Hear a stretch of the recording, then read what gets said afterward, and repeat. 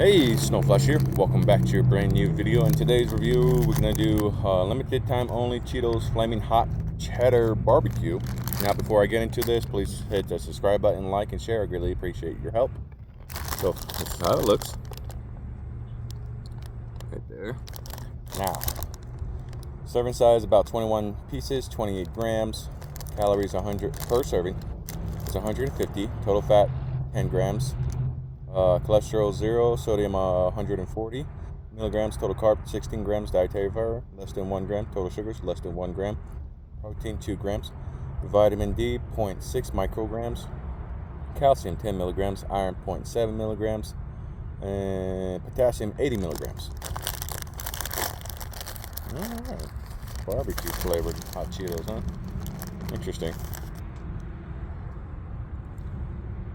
Definitely not as red.